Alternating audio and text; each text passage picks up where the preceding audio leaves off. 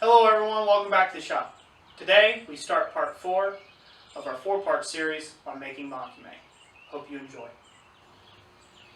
Okay ladies and gents, we're here at the workbench. Today we are going to etch the Mokume billet that we started on. As I stated before, I'm not going to be using this Mokume billet in the final project of this Damascus split cross with the Mokume inlays that I'm making for a client, simply because I got a lot of inclusions in it from burning it by, taking my eyes off of it for just a moment. But I'm going to continue through the process since that's the billet we started with, just so you guys can see what pattern came out of that and developed out of that. I'll start off by saying I am not a fan of really harsh chemicals. I'm not an eco-warrior or anything like that, although I believe everybody should be. The main reason why I'm not a big fan of harsh chemicals is I have 3 kids, and those little boogers, they get into everything. As locked up as I keep everything in the shop and stuff, it's always a danger. You deal with spills and just toxic fumes and things of that nature, so I'm not a real big fan of it. So I'm going to show you a way of etching the Mokume. You can also use this to etch steel to a degree, although it is not as severe as like a phosphoric acid or what do they call it, ferric chloride, things like that. It can still be just as effective to bring out a pattern because it is an acid, it's just a mild acid. What I use to pickle my steel with is essentially about the same thing I'm going to use to etch my copper and my Damascus with. Only difference is, move this out of the way real quick, this. Only difference is, make sure we're in shot, there we are, I'm going to be using this. It's called HDX All-Purpose Cleaning Vinegar. It is cleaning vinegar. You say, well, what's the difference between that and distilled white vinegar? Apparently the acidic level. I guess to be a cleaning vinegar, it's 6% and up, as where with distilled white vinegar, it's usually 5% and below acidity level. For, I guess, making it food grade viable.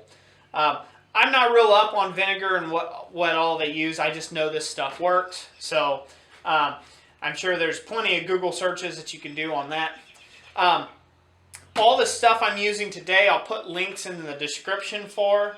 If you guys want to go read up on any of the equipment and stuff that I'm doing for this, I'll just throw a link in there for you guys. So if you're trying to do it exactly the way I'm doing it or find the exact stuff, hopefully that'll be handy for you. I picked this up at Home Depot. It's HDX. I don't know if that's the Home Depot brand or what it is. But I've already tried it out a few times before making this video. And this is really potent stuff in comparison to the food grade thing. Just as a funny little thing, it does not tell you at all on here what the percentage of acidity level is on the entire bottle. So I don't know if they're keeping that a trade secret or what it is. But so I can't tell you what the acidic level is on this. I do know that it is 6% or higher to be considered a all-purpose cleaning vinegar through the Google searches I've done. So what we are essentially going to do is we're going to move this out of the way, and we're going to use today a portable gas stove. That's what I like to use in my shop. Oop, upside down. That ain't no good. There we go, right side up. These you can pick up at Walmart. I said I'll have a link for this in the description too, just so you know what model number it is and whatnot. And these are just little butane burners. So you just flip your little burner over. It takes a butane bottle right in here that you press down this lever to engage it. And boom, you're in action. That quick. I use this thing to go camping with all the time. This is handier than taking and stinking up the house with vinegar, burning. You can go outside. If you want to use your shop forge, you can do that too. One thing I'll advise against is boiling vinegar inside of your shop. Reason for that being rust. You will rust up everything in your shop. I also do not store vinegar openly in my shop for that reason. As it, as it sweats off and does its thing, it just lays on everything and it becomes absolute rust. Trust me, made this mistake once, won't do it again. Essentially what we're going to do is I'm going to go outside and we'll continue this further. But what we're going to do is we are actually going to set our pot on like so.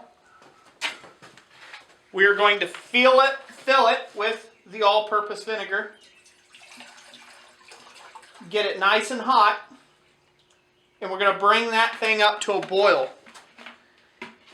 By heating the vinegar, you accelerate its acidic nature. If it sits cold, you can etch stuff cold and it just takes a lot longer, for it to etch it. But if you heat it up, it just makes the process a lot quicker. Like I did over on the video with pickling. I'll put a link to that in the description and at the end of the video on pickling steel. Heat makes things go a lot faster. And I've already tried this regular vinegar stuff and it really does work pretty fast, cold as it is. So I'm excited to see how well this works heated up. So without further ado, this is our setup. This is what we're going to be doing. And then we're going to be taking the heated vinegar, or the boiling vinegar, and we're going to be putting it in this mason jar. Let me make sure I'm still in the... Yeah, I'm still in shot. We're going to be putting it in this mason jar, and then we're going to be etching our little billet there with it, the boiling vinegar in the mason jar. So that's basically it. That's what we're going to do. So I'm going to go ahead and get this started boiling, and then I'll come back to you all once I've got this thing started etching. Okay everyone, we're out here, out at a work table outside my shop. We have just brought this vinegar up to almost a boil. It's best if you bring them up to a rolling boil, but I'm trying to film this and it's about to rain, so I'm going to go ahead. It's hot enough. It's just starting to boil. We're going to take it off our burner and you're going to pour it gently into your glass jar. So fill it up as high as you can and let it go, and you'll see this start taking off and sudsing after just a few minutes of it being in there. But you don't want to do this indoors, like I said. These fumes off of this can be kind of caustic. Just, well, not really caustic, but they're very pungent. So you'll definitely remember them. But that's pretty much it. So now it's just a waiting game. I'll be back with you guys in a few minutes once this has started to activate enough that there's something for you to see with it etching. And we'll be inside the shop then. So, okay everyone, we're here in the shop again. As you can see right down here at the bottom, this is etching it pretty darn good. You can wait, you can let this go as long as you like, you can let it sit. If the vinegar gets too cold on you, you can always reboil it. If you have a large enough pot that you don't care for, you can always just boil this in with the vinegar and the action's a lot quicker. Usually takes about 30 minutes to an hour to do the etching. But if you don't, set this off to the side, go do other things in the shop, and it works just fine. What we're going to do is, be careful, since this is copper and nickel, it conducts that boiling hot heat up the rod. What we're going to do is we're going to pull this out and we're going to clean it. We're going to just wipe off the excess. What this does is this will develop a bit of a surface scum on it, as it etches. And if you wipe it off, you can get a deeper etch when you stick it back in. So on this particular piece here, I've already done some cleaning to it. I've done some boiling and whatnot, things of that nature. Move this jar back here. Okay, you guys can see that a little better. Kinda. Sorry there, guys. Let's see if I can get this refocused. Get this camera refocused in on this point here. There we go. As you can see, it's got a bit of a sheen to it, a shiny sheen. I was playing with this a little bit, trying some different patina options and stuff, seeing what I wanted to get into for this video. But essentially, that's it. This thing here, it's still nice and warm here and toasty. This thing has been etched now. So now you can take and do this however you like. You can go ahead and polish it if you want. You could leave it as etched, which could leave it a very nice, neat, interesting pattern. It's kind of hard to show you the real pattern here on the camera because the camera doesn't quite want to pick it up. Despite my efforts here. There we go, we can see that. But you can see the pattern out there on the end. And it's really a fine-grained pattern way back on the rest of the Mokume there. But right now at this point you can polish it, you can clean it up, you can sand it down, you can leave it a matte finish. There's a lot of different options that you can do. The finish that we are going to be doing is I'm actually going to polish this surface, clean it once with acetone, now that it has been etched, and I'm going to use Birchwood Casey's Super Gun Blue. You can apply this just directly to the surface and let it sit. But you'll see what happens when I take and I actually do that. I'll go ahead and clean this up and then come back, when it's ready to do this step. You can do that on this surface. It has a bit of an undesirable result for me for what I'm going for. But you can leave it as is patina. You just rub it on lightly on a blue towel. And it will darken the patina of the nickel and a little bit on the copper. So this kind of attacks the nickel more than the copper. I imagine that's because of what it has in it. I won't go into all the specifics of what it has in it. Another option, which will put out a really neat finish, is Birchwood Casey's Plum Brown. And for all you who don't know what this is, you can find this in your sporting goods stores in the gun aisle. It's a gun rebluing or a barrel finish thing. You can find them online. I have found these on Amazon. I'll put the links down below for that, especially for guys who are maybe in a country that they don't allow, guns or whatever. So maybe this won't be as prevalent, but you can probably still buy the finish online and have it brought into a local sporting store of some sort. I'm assuming. You can correct me if I'm wrong on that. But essentially, this is what you're going to need. There's 1,000 different guides online that you can do for hundreds and hundreds of patinas. I'm just going to go over a simple patina this time around, and we'll go from there. So the next shot, I'll come in here, and I'll apply the gun blue, and I'll show you what we're going to do with that and kind of the result. Okay, here we are at our next step, or what we hope to be our next step. I got a towel in here. As you can see, I've shined that up pretty polished. It's almost mirror finish. One thing to note on this, if you're going to leave this mirror finish, it's really hard and difficult to see the pattern in lighting and things of that nature. You got to really get up close to it if you've got this mirror finish on it. So a lot of Mokume is left at a matte finish for that purpose, so this way you can really see the patterns, especially if you have a fine grain pattern like what we're dealing with here. So now that we've got all this said and done, we're going to go ahead and take our super blue, and we're going to just put it on a blue rag. I get these little mechanic shop towels. You can find them at Home Depot, Lowe's, any sporting goods store, pretty much our hardware store, Walmart, they carry them if you're in the U.S. And I find them real handy.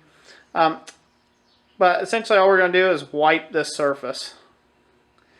And what that's going to do is, that wiping of that surface, it's going to start to patina that metal. And the more wipes you do, the darker that patina is going to get. I'm going to try to see if I can get that. You can start seeing some of that streaking showing up in there where it's starting to attack that nickel and a little bit of the copper. Yeah, you guys can see it there, I think. Let me get this adjusted here, guys. There you go. So you can see that. So every time you come over with a new dose of this stuff, it's going to change that patina a little bit. It's going to keep darkening the copper each and every time. And we're going to let this darken quite a bit because we're going to do a little something else with it. So gun bluing, at least this type of gun blue, what I've found, it works real nice. So I can get a little closer here. So you guys can see how that action's working there. There we go. So we're going to really darken that up. Really good. So this can be a neat effect all on its own. If it was a matte finish, if you leave this as a matte finish, it really brings out some really neat, you can see those grains in there now. The fine grains that's going on. What I'm shooting for with this cross is a wood grain like texture. That's why I put those little circular dots in it. I don't know what you call them, a raindrop dot thing. It's why I put those in there and squashed them out to kind of create like rings of a tree branch or a piece of something that's been sawn in half, a piece of lumber. But anyways, so you just keep rubbing this on until you get about as dark as you dare. More coats is going to create more oxidization. You can rub a little bit of it off, rub a little more on. You can do whatever you like. You can rub stronger and really get off a lot of that tarnish and really start showing up the underneath stuff. But we're wanting to go for a completely darkened finish, and then I'm going to show you what that does. We're going to use a torch to heat this up. Most gun bluing reacts better if you heat stuff up to, 150, 200 degrees, something like that. I forget what's recommended on here. It just helps the gun bluing activate so much quicker. Once again, all acids heated up just seem to work better. So that's just something to keep in mind. So that's as far as we're going to go on that. That's good and dark and patinaed. We'll let this set and rest for about 20 minutes or so, and then we'll go over to the vise, and I'll show you what we're going to do there. We're going to go to the vise, and we're going to use a torch to just lightly heat this. And I really want you guys to see kind of just how the grain really just starts popping. So, anyways, all right. Next time, after about 20 minutes or so, I'll be back. I'll be over at the vise. Okay, everyone. Here we are at the vise. So all I'm going to do here now, as you can see, we've got that patina is really darkened up quite a bit. We are going to heat this thing up just ever so slightly. We don't want to run temper colors. We just want to dry off any excess moisture and bake off a little bit of that.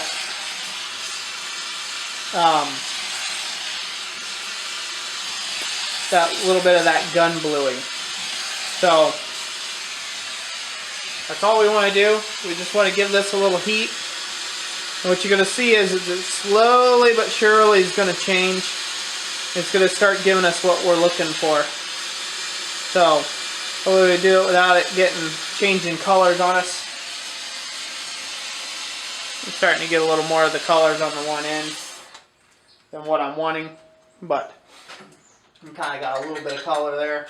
It doesn't take much, doesn't take a lot of heat to take and do this. So you want to go real careful with it.